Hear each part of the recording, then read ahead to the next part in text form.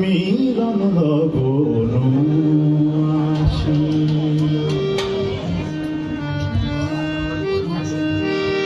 আসিল বন্ধু মিলন লগন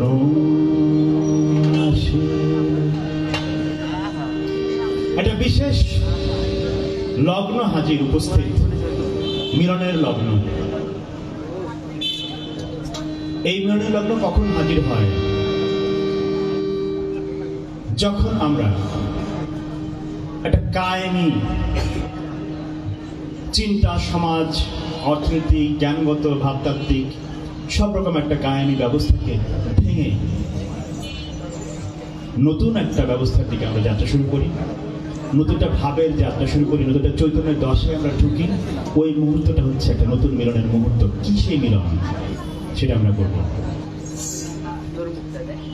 মিলন লগন আসিল বধূ, মিলন লগন আসিল, মিলন লগন আসিল, মিলন লগন আসিল বধূ, মিলন লগন আসিল বধূ, মিলন লগন আসিল, মিলন লগন আসিল বধূ, মিলন লগন আসিল। ছোট করে বাজবে, ছোট করে বাজবে, ছোট করে বাজবে।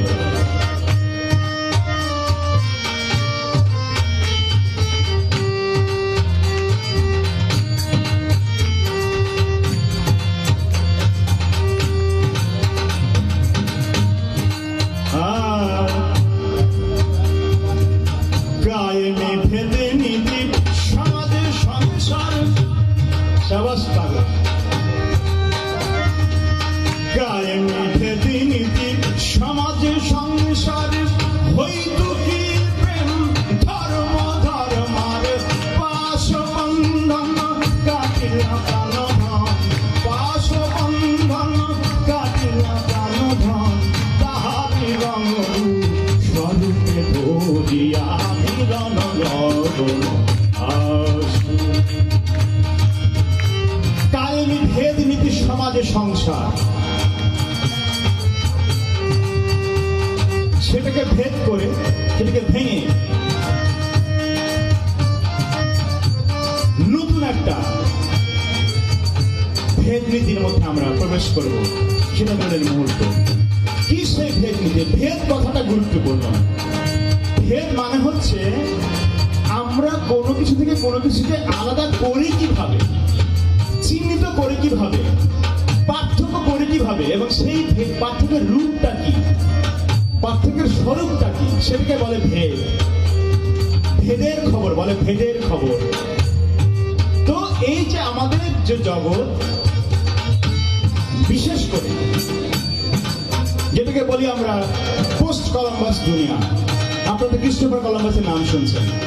ক্রিস্টোফার কলম্বাস 1492 সালের পরে যে নতুন আমেরিকা আবিষ্কার করলো, তার পরবর্তী সারা দুনিয়ায় মূলত একটা পশ্চিমা ঔপনিবেশিক বর্ণবাদী আধুনিকতার পর্ব শুরু হয়, যেখানে এই পর্বটার মধ্যে সারা দুনিয়াকে বোঝায়, জগৎকে বোঝায়, মানুষকে বোঝায় একটা বড় পদ্ধতি এই ঔপনিবেশিকতার মধ্যে দিয়ে আমরা শিখি। কি সেটা? যেমন হচ্ছে, এবং এটার মধ্যে এই সময়টার মধ্যে আমরা রেনেসা, এনলাইটেনমেন্ট এই সবই দেখতে পাচ্ছি। এই রেনেসা এবং এনলাইটেনমেন্টের মধ্যে দিয়ে আমরা জগৎকে কিছু জোর বিপরীত দিয়ে ভাবতে শিখি। জোর বিপরীত কি? যেমন সভ্যতা, বর্বরতা, আলো, অন্ধকার, নারী, পুরুষ, প্রকৃতি, সংস্কৃতি, পশ্চিম, পূর্ব। দেখেন জোর বিপরীত না এগুলো? আমরা একসঙ্গে জোড়া কিন্তু বিপরীত। আলো, অন্ধকার, নারী, পুরুষ, সভ্যতা, বর্বরতা। এই যে বিভাজনের পদ্ধতিটা, এইটা মূলত পশ্চিমা ঔপনিবেশিক আধুনিকতার মূলত জগৎ বিচারের পদ্ধতি। অন্ধকার মানে খারাপ, নারী মানে কম যোগ্য। খারাপ বলছেন নাকি? হ্যাঁ হ্যাঁ হ্যাঁ, আসলে খারাপ। তাহলে আলো ভালো, অন্ধকার খারাপ। পুরুষ শ্রেষ্ঠ, নারী নিঃস্বা, দুর্বল, অযোগ্য। পশ্চিমে জ্ঞান, পূবে অন্ধকার। আফ্রিকা বর্বর, এশিয়ায় সামান্য কিছুটা আগে ছিল, পরে সেটা মূলত পশ্চিমের সভ্যতার বিকাশ করছে। এই যে বিপরীতগুলা, এই বিপরীতের পদ্ধতি দিয়ে জগৎকে আমরা বুঝতে শিখছি আধুনিকতার মধ্যে, আধুনিক এই কাল। এবং সেখান থেকেই এটা হচ্ছে বিজ্ঞান, এটা হচ্ছে কুসংস্কার, এটা হচ্ছে ধর্ম, এটা হচ্ছে সেকুলারিজম। এই বিভাজনের পদ্ধতি আমরা জগৎকে বুঝতে শিখছি এবং সেইভাবে আমরা আমাদের সমাজকে চিন্তা করতে, বুঝতে, বিন্যস্ত করতে এবং রাজনৈতিক এবং সাংস্কৃতিক প্রকল্প রচনা করতে আমরা শিখছি মূলত এই ঔপনিবেশিক বর্ণবাদী একটা জ্ঞান কাঠামো, যেটা আমরা উপনিবেশের মারফতে, ঔপনিবেশিকতার মধ্য দিয়ে আমরা অর্জন করছি। এই কারণে আমাদের কাছে এখন কি, ও ধর্মকর্মী, ও নিশ্চয়ই খারাপ লোক, পিছিয়ে থাকা মানুষ, ও একটু রেভলিউশনের কাজ, তাই নিশ্চয়ই ও অনেক ভালো। এই যে আমরা একটা বিপরীতকরণ করলাম, আমরা কালচার এবং ধর্মের মধ্যে পার্থক্য করলাম, এমন পার্থক্য যেটা কিনা আমাদেরকে মানুষ থেকে মানুষকে আলাদা করে ফেলতে থাকে। ফলে এই যে বিভাজনের পদ্ধতিটা, এইটা বর্ণবাদী একটা পদ্ধতি। সাদা মানুষেরা জ্ঞানী, উচ্চশিক্ষিত, জ্ঞান বিজ্ঞানের মানুষ, কালো মানুষেরা, আফ্রিকার মানুষেরা তামাটে বর্ণবাদী, মানে এই কালো বাদামি মানুষেরা হচ্ছে সব অসভ্য, বর্বর, এই পর্যায়ে আছে। ফলে পশ্চিম সভ্যতার নির্ধারক মানদণ্ড, বাকি দুনিয়া হচ্ছে তার অনুগামী হবে। এর নাম হচ্ছে মডার্নাইজেশন। আমরা আধুনিকতার রওনা দেব। আধুনিকতা কি জিনিস? যেখানে একটা এই পুরো রেজিমটা, এই জ্ঞানের বিশ্লেষণের পদ্ধতিটা সক্রিয় আছে এবং আমরা আমাদের সমাজকে ওই লক্ষ্যে নিয়ে যেতে চাইলাম। এর মধ্যে কি করলাম? আমরা আমাদের চিন্তার জগতের মধ্যে একটা বড় রূপান্তরের মধ্যে আমরা চলে গেছি। এই রূপান্তরের মধ্যে আমরা অনেক কিছু হারাইছি, অনেক কিছু অর্জন করছি। সেটা কি জিনিস? সেটা মানে বিশ্লেষণের ব্যাপার। কি অর্জন করলাম? কিন্তু হারাইছি অনেক। যেমন আমরা লালন ফকিরের গান বুঝি না, একেবারে অনেক কিছু আমরা বুঝি না। এবং আমরা পৃথিবীর অপরাপর বহু রকম জ্ঞান এবং চৈতন্যের প্রক্রিয়াগুলা, ধর্ম এবং আরো নানান রকম বিষয়, দিন, ধর্ম, উপাসনা, যত ধরন আছে, সেটা আদিবাসীদের সংস্কৃতি, এগুলোকে আমরা কম উন্নত, অসংস্কৃত এইভাবে আমরা ভাবতে শিখলাম।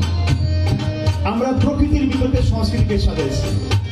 প্রকৃতি আর মানুষ আলাদা, এইটা আমরা ভাবতে শিখছি। আর সংস্কৃতি কি না, পশ্চিম যেটাকে স্ট্যান্ডার্ড ধরছে হচ্ছে সংস্কৃতি। এই যে বিভাজনের পদ্ধতিটা, এইটাকে আমরা বলছি একটা ভেদ নীতি, একটা বিভাজনের নীতি, পার্থক্য করার নীতি, জ্ঞানতাত্ত্বিক, ভাবগত, সামাজিক, রাজনৈতিক। এই প্রকল্প দিয়ে মূলত আমাদের সমাজে, বিশেষ করে উপনিবেশ পরবর্তী সমাজেও এটা ধারাবাহিকতা রয়ে গেছে। কিরকম? আমরা একটা এক ধরনের পরিচয়বাদী রাজনীতির মধ্যে ঢুকে গেছি। সেই পরিচয়টা কিরকম রকম? যে আচ্ছা, ওরা ধর্মকর্ম করে, তাহলে ওরা নিশ্চয়ই খারাপ। আমরা একটু রবীন্দ্রসঙ্গীত, একটু মার্কস, একটু লেনিন, আমরা তো নিশ্চয়ই আমরা অনেক বেশি উন্নত। এই বিভাজনটার মধ্যে আসলে এটা একটা মিথ্যা, ফলস বিভাজন। এই বিভাজনের বাইরে যদি আমরা চিনতে শিখি, দেখবো যে আচ্ছা, আমরা এতকাল যেটাকে ধর্ম বলে আসছি, যে পশ্চিমা সমাজ বিজ্ঞান দিয়ে, ব্যাপারটা ঠিক ওরকম নয়।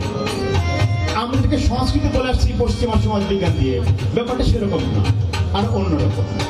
এই যে আর অন্যরকম, তখন আমরা বিশেষকে চিনতে শিখবো এবং বিশেষকে, অপরকে, পার্থক্যকে সম্মান করতে শিখবো, তাকে গ্রহণ করতে, বুঝতে শিখবো। কখন সম্ভব সেটা? যখন আমরা এই পশ্চিমা বর্ণবাদী ঔপনিবেশিক জোর বিপরীতকরণ পদ্ধতিটা যে জুলুমের দিক, সেটাকে আমরা পরিহার করতে শিখবো, একটা নতুন অভেদ দিতে পৌঁছাবো। তখন একটা মিলনের মুহূর্ত আসবে, একটা সাম্যের, ভালোবাসার, প্রেমের, দরদের, প্রীতির, মর্যাদার একটা সমাজের দিকে আমরা রওনা দেবো। আমরা পার্থক্য করবো না ধর্মের নামে। আমরা জানবো কি না ধর্ম বোঝার আরো অনেক পদ্ধতি আছে। আমরা সেকুলারিজমের নামে মানুষকে অন্যকে খারিজ করবো না, কারণ আমরা জানবো যে এই সেকুলারিজম মূলত পশ্চিমা ঔপনিবেশিক আধুনিকতার একটা প্রকল্পের নাম।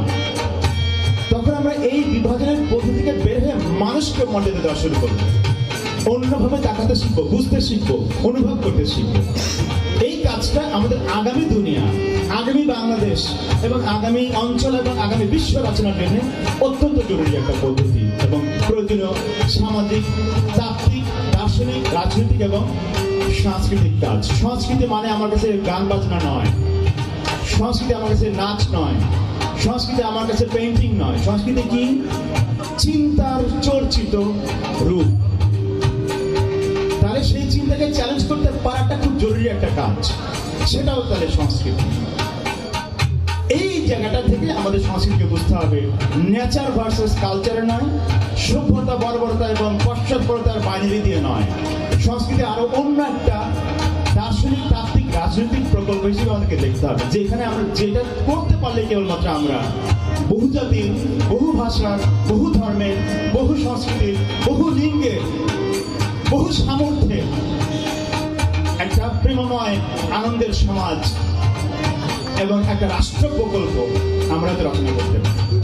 কথা লম্বা হয়ে গেছে, গান শেষ করে আর গায়ে মিঠে নীতি সমাজ সংসার ওই দুটি প্রেম ধর্ম ধর্মারে পাশ বন্ধন কাটিলা প্রাণধন, পাশ বন্ধন কাটিলা প্রাণধন, তাহার রঙরূপ স্বরূপে ধরিয়া মিলন লগ আসিল ময়ূর বেশ রাহিত মারে চাহিয়া, ময়ূর বেশ রাহিয়া, ময়ূর বেশ রাহিয়া, ময়ূর বেশ রাহি, ময়ূর বেশ রাহি তোমারে দেখিয়া, ময়ূর বেশ রাহি তোমারে চাহিয়া মিলন লগন আসিল, মিলন লগন আসিল, মিলন লগন, মিলন লগন, মিলন লগন আসিল, মিলন লগন আসিল, মিলন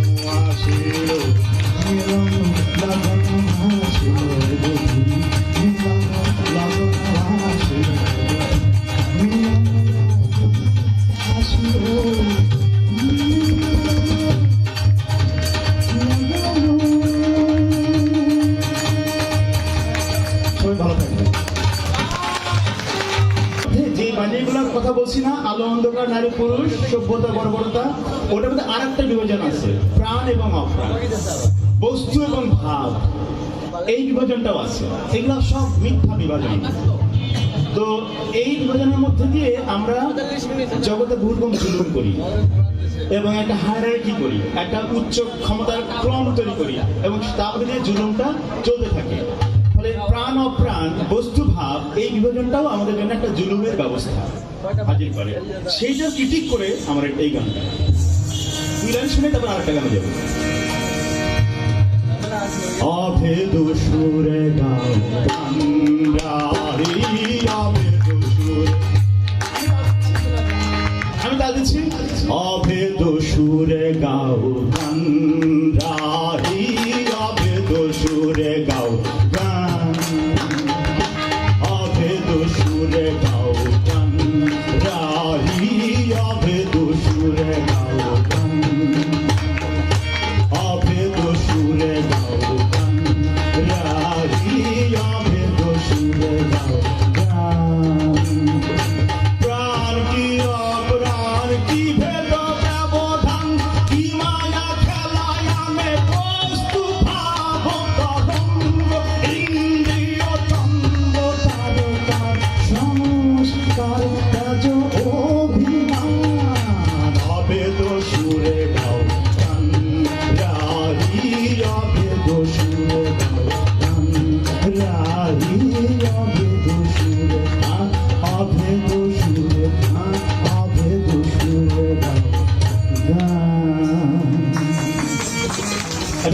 ভেদ নীতি, সেটা আসলে কি হবে?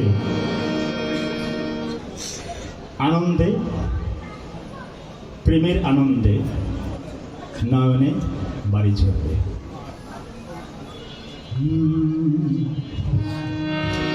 নয়ন ভাসিয়া যায়, এগুলো সব আমার পরীক্ষা গান। হ্যাঁ হ্যাঁ, থিওরি করে গান দিয়া।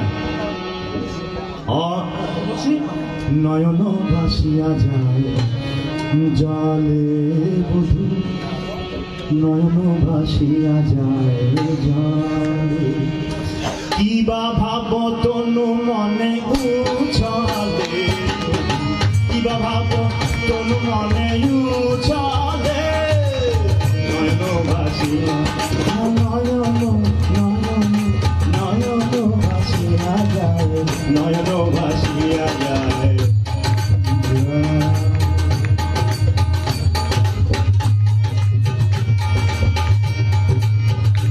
যখন আমরা জগতের এই ঔপনিবেশিক বর্ণবাদী আধুনিক বাহিনীগুলোর বাইরে জগৎকে চিনতে বুঝতে, মানুষকে চিনতে বুঝতে শিখবো, তখন নতুন একটা প্রেমের তত্ত্ব, নতুন একটা প্রেমের রাজনীতি, নতুন একটা প্রেমের সংস্কৃতি আমাদের মধ্যে হাজির হবে।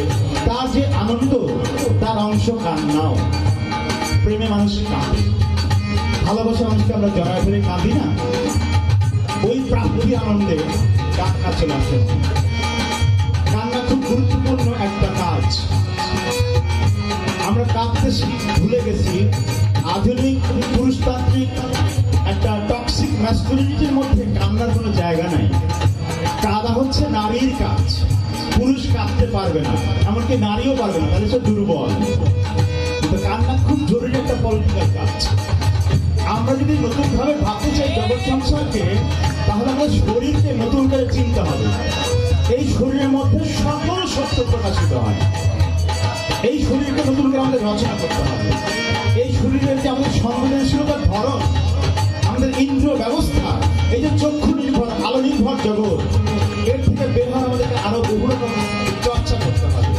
আমাদের শরীরকে নতুন ভাবে একটা নতুন আনন্দে জাগাতে হবে। সেটা আমাদের খুব জরুরি একটা কাজ।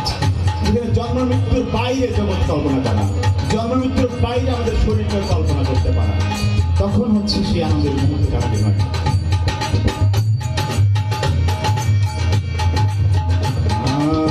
নয়ন ভাসিয়া অপূর্ব ভজনীতি মন্ত্র শোনাইলে, এটা অপূর্ব এক ভেদ নীতি। এই ভেদ নীতি আগে জগতে ছিল না। পশ্চিমা বর্ণবাদী ঔপনিবেশিক আধুনিকতার যে ভেদ নীতি, তার বাইরে নতুন একটা ভেদ নীতি, প্রকরণ নীতি গুরুর তুমি আমাকে দিলে। অপূর্ব ভেদ নীতি মন্ত্র শোনাইলে জগৎ কুঞ্জ ভরে প্রেম কোলাহলে। ভেদ নীতি মন্ত্র শোনাইলে জগৎ কুঞ্জ ভরে প্রেম কোলাহলে। অরূপ রাহি শুনে সেই সুর গুণর মন। অরূপ রাহি, অরূপ রাহি, অরূপ রাহি শুনে সেই সুর গুণ। প্রেম গালে নেচে যায় গানা গালে। নয়ন ভাসিয়া, নয়ন নয়ন নয়ন ভাসিয়া যায়, নয়ন ভাসিয়া যায় নয়ন ভাসিয়া, নয়ন নয়ন নয়ন ভাসিয়া যায়, নয়ন ভাসিয়া,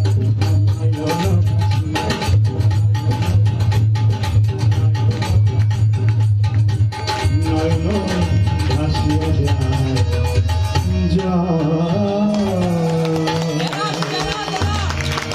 শেষ করবো একটা গানের করে দিয়ে। সেটা হচ্ছে আরেকটা গানের অংশ। এই গানগুলো দুইটা ভাগে হয়। প্রথমে একটা হচ্ছে গুরুর পার্ট, গুরু বলে, পরে শিষ্য সেটা উত্তর দেয়। তা আমি প্রতিটা গানেই মানে শুরুর পার্ট গেলাম এবং শেষের পার্ট গেলাম। তো ওই গানটার শুরুর পার্টটা আর গাবো না। ওই গানটা মূলত আলো এবং অন্ধকারের যে বাইনারি, এইটার ক্রিটিক করে একটা গান, সেটার শেষ সংকেত আমি গিয়ে শেষ করতেছি।